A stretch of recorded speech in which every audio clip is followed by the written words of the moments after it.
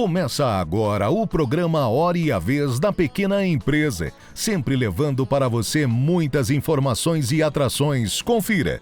O advogado Marcos Tavares Leite abordando uma importante questão da reforma tributária, que trata diretamente sobre o Simples Nacional. O auditor e perito contador Vitor Estanquevicius explicando a necessidade legal do preenchimento adequado das notas fiscais, seja de venda de mercadorias ou de prestação de serviços. O advogado Marcos Bernardini orientando os consumidores sobre fraudes bancárias. E nesta semana o presidente do Simples, Joseph Cury, recebe José Ricardo dos Santos Luz Júnior, CEO do Lide China. Fique conosco.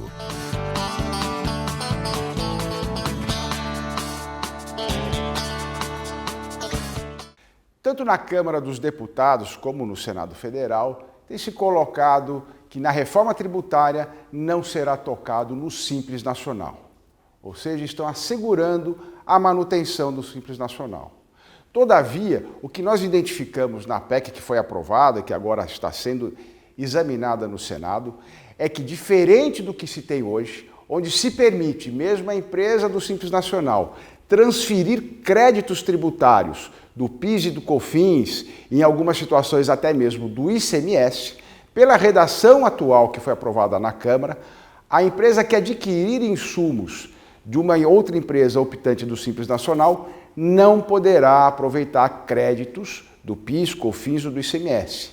Significa, portanto, um ônus ou para o adquirente, ou então ele vai impor à micro e pequena empresa optante do Simples que mude o seu regime tributário ou mesmo que conceda um desconto relativo a esse crédito que ele pede. O que nós precisamos, portanto, é que haja a adequação dentro do Senado, agora nessa votação da reforma tributária, de maneira a não haver um retrocesso, uma desvantagem para as micro e pequenas empresas optantes do Simples Nacional. Senão ela vai ou ficar com dois regimes tributários, o do Simples e o outro ainda do IBS, do CBS, onde pode haver a transferência do crédito tributário, aumentando a burocracia, aumentando todo esse trabalho, ou então impondo ainda um ônus maior, onde ou ela não permite a transferência desse crédito, ou vai ter que dar um desconto para o seu cliente. O Simples quer que seja assegurado o Simples Nacional nas condições atuais, com legalidade, com equidade, ou seja, que a empresa possa transferir, que o adquirente possa apropriar créditos tributários como é feito hoje, e não um retrocesso, não aumentar o ônus e a burocracia para a micro e a pequena empresa optante do Simples Nacional. Portanto, vamos trabalhar, e já estamos trabalhando arduamente junto ao Senado Federal para que essa distorção seja corrigida e permita, então, a manutenção do Simples Nacional nos moldes atuais, transferindo o crédito tributário, assegurando a atividade empreendedora, assegurando a formalidade da micro e da pequena empresa, a maior geradora de emprego e renda do país.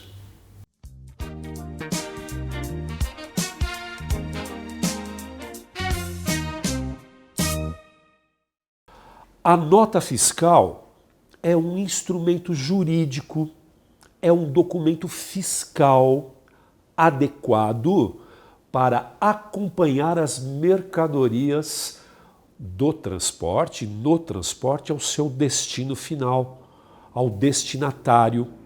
Nenhuma informação é desnecessária se constante na nota fiscal. Não raras vezes há a falta da natureza da operação objetiva, venda de mercadorias, remessa para conserto, a aposição da CFOP, Código Fiscal de Operações e Prestações, de 4 dígitos que se estabelecem de acordo com a natureza da operação. Deve ser precisa a informação. Na nota fiscal que acompanha a mercadoria, você deve apor a data da emissão, impreterivelmente, a data da saída da mercadoria, os dados do transportador, dados absolutos, o nome do transportador, a placa, se pessoa física ou jurídica, o peso da mercadoria, como não, o peso bruto, o peso líquido. Já nas operações de prestação de serviços, a mesma coisa. Na nota de prestação de serviços, você informa ao tomador de serviços as condições nas quais o serviço foi efetivamente prestado. Na nota fiscal de venda de mercadorias tributadas, você garante a tradição jurídica na obrigação de dar, prevista no Código Civil. Você deve tributar, obviamente, as operações e quando, atenção, não tributada uma operação, você deve apor, mencionar no corpo da nota fiscal qual é o termo de exoneração, o termo da isenção, da não incidência fiscal.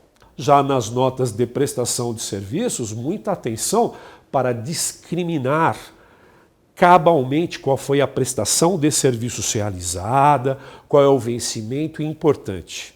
Determinados serviços prestados, você deve apor, mencionar se existem tributos retidos na fonte, tributos retidos pela fonte pagadora. O documento fiscal, a nota fiscal, deve, per si, ter todos os elementos que nela estão sujeitos, devem ser colocados, apostos, todas as informações, sob pena de haver, para aquele contribuinte que porventura não indicou todas as informações cabíveis, a famosa sanção fiscal, a multa fiscal administrativa pela falta das informações obrigatórias previstas na legislação fiscal. Foi claro? Muito obrigado a todos, foi uma grande satisfação e nos vemos numa próxima oportunidade.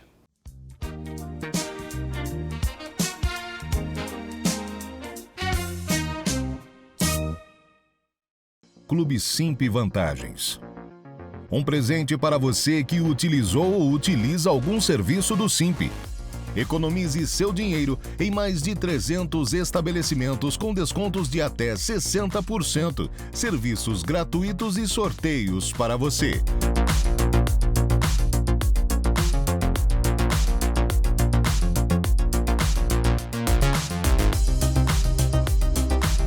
Como fazer? Acesse clube.simp.org.br e preencha o formulário e pronto. Acesso totalmente gratuito e fácil. Com o aumento da tecnologia, principalmente em serviços, produtos, se aumenta também a possibilidade de golpes, fraudes, principalmente no ramo bancário. Hoje você não vê mais um banco sendo assaltado pessoalmente, mas muitas são as fraudes que acontecem. E é o consumidor a vítima, muitas vezes, desse tipo de fraude.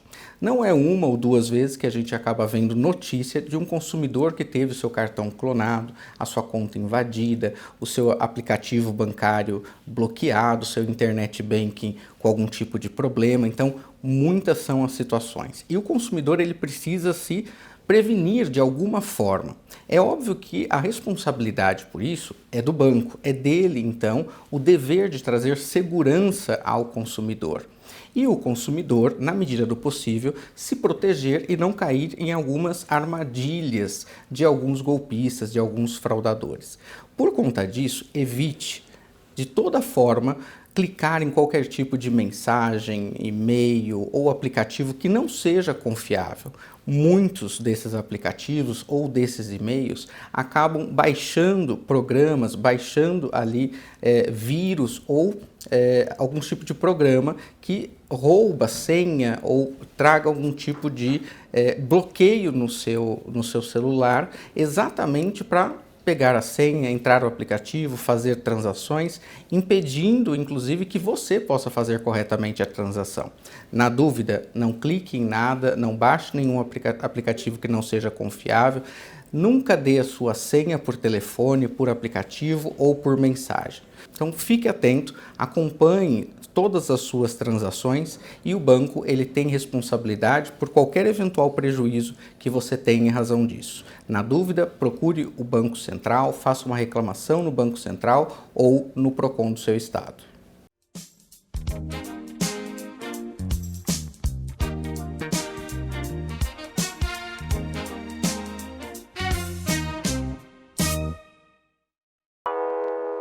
Você conhece alguma empresa ou pessoa que não tenha problemas? Onde elas resolvem? Conheça o Hub Simp, a plataforma que oferece a conexão entre você e quem resolve seus problemas. Veja algumas das soluções: capital de giro, antecipação de recebíveis, comércio exterior, importação e exportação, estruturação de empresas, abertura e alteração de empresas, certificação digital, gestão tributária, fiscal e dívidas. Hub Simp. Acesse www.simp.org.br. Entrevista da semana. O nosso convidado de hoje é o Dr. José Ricardo dos Santos Luz Júnior, co-chairman e CEO do NIDI China. Fez MBA em Pequim. É um especialista no tema China. É um prazer tê-lo conosco. Prazer é todo meu de estar aqui mais uma vez aqui no estúdio do Simp. Muito obrigado. Zé Ricardo, nos fala um pouquinho dessa mudança internacional que está ocorrendo, por exemplo, em relação ao BRICS. O BRICS está passando hoje por um grande desafio, né? Um desafio importante, inclusive porque acabou de ser realizado, né, o encontro dos BRICS lá em Joanesburgo, na África do Sul, em agosto de 2023, na qual foram debatidos diversos temas, dentre eles alguns extremamente relevantes para o novo contexto dos BRICS no mundo. Sim. É notório que o BRICS hoje tem um papel de fortalecer a sua comunicação do Sul Global. Ou seja, o que é o Sul Global? É a comunicação dos países em desenvolvimento. Hoje os BRICS eles têm voz, eles têm musculatura, né? E eles querem oferecer uma nova alternativa para a cooperação diplomática, além disso também para a reforma das instituições financeiras globais, como o próprio nascimento do Banco de Desenvolvimento dos BRICS, né? O New Development Bank. Então esse papel que o BRICS tem tomado hoje tem afetado todo mundo. Sim. Até porque, se analisarmos como é que é hoje o mapa ou a geografia dos BRICS, os BRICS são responsáveis hoje por 26% de todo o PIB mundial, né? Eles representam 26%, e 41% de toda a população mundial, sem contar os novos integrantes que acabaram de entrar. O BRICS Plus, né, o BRICS+, que é o BRICS em expansão, de acordo com essa última conferência, houve adesão de 6 países: a Argentina, a Etiópia, o Egito, o Irã, os Emirados Árabes Unidos e a Arábia Saudita. Então, com essa inclusão, nós tivemos um aumento da representação dos BRICS, né, de 41% para 46% da população mundial, um aumento da exportação de 20% para 25% de toda a exportação do mundo e, por fim, de 26% para 29% do PIB, né, o Produto Interno Bruto do mundo, ou seja, uma maior representatividade e uma alternativa para a reforma da governança global e um multilateralismo inclusivo.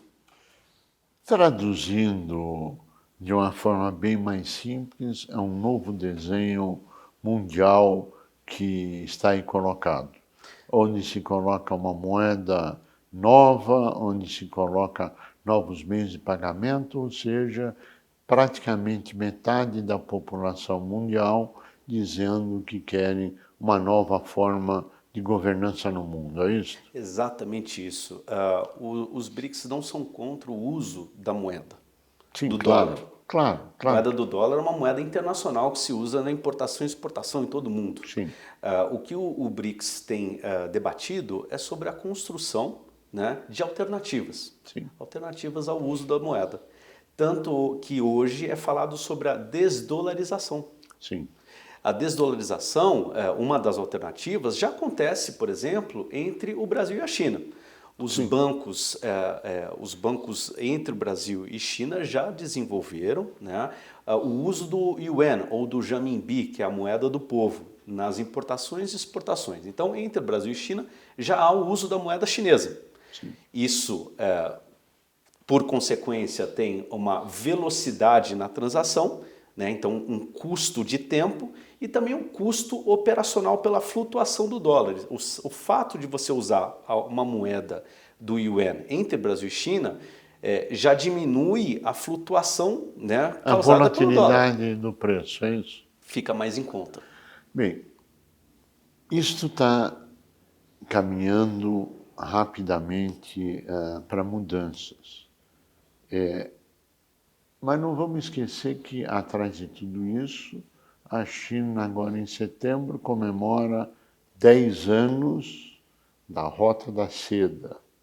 Como é que isto interfere ou ajuda nesse cenário mundial?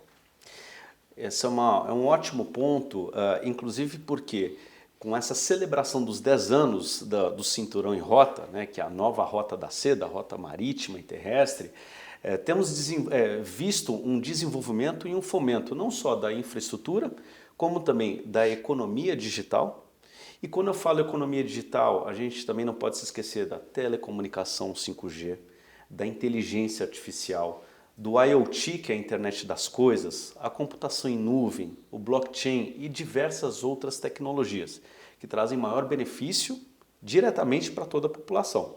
E é claro que nessa Rota da Seda há uma intensificação do intercâmbio nas áreas educacional, aeroespacial, na parte de agricultura sustentável, né? Então tem um elo de interligação se analisarmos os pilares, né, que fomentam os BRICS, por exemplo. Os BRICS têm se pautado na sustentabilidade, na tecnologia e na inclusão. É um modelo de cooperação que, sem dúvida alguma, a Rota da Seda ela pode ser uma alternativa, sim, para o desenvolvimento desses países em desenvolvimento. Isso está ocorrendo há 10 anos. Há 10 anos. Qual é a velocidade dessa implementação? Está acima do desejado, dentro do desejado, abaixo? Qual a sua avaliação desse processo todo? O presidente Xi Jinping estabeleceu a política do Cinturão em Rota em 2013. Então são 10 anos dessa alternativa e temos visto aí o desenvolvimento maciço de investimentos em países em desenvolvimento na área de logística, na área de infraestrutura, por exemplo, da construção de modais aeroportuários, portuários, malha ferroviária, dentre outros. E temos visto também a construção, né, do zero em alguns países em relação a uma economia digital, o comércio eletrônico, sim, a telecomunicação 5G. Todas essas tecnologias, elas beneficiam diretamente e indiretamente as populações locais.